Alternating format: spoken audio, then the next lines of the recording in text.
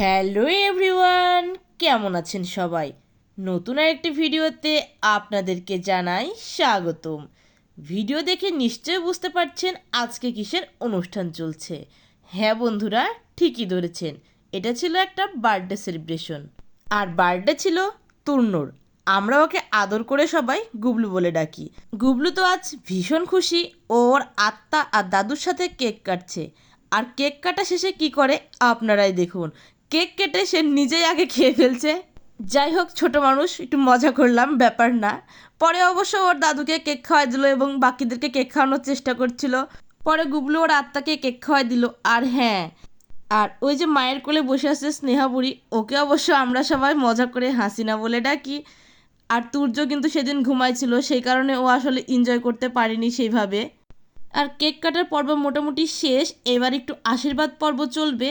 যদিও আশীর্বাদ পর্বটা আগেই করা দরকার ছিল, কিন্তু অনেকটা রাত হয়ে গেছিলো, সেই কারণে কেকটাই আগে কাটা হলো। এখন ওকে সবাই আশীর্বাদ করবে।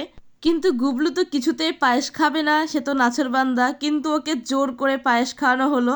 সে কিছুতেই পায়েস খেতে চাচ্ছিল না।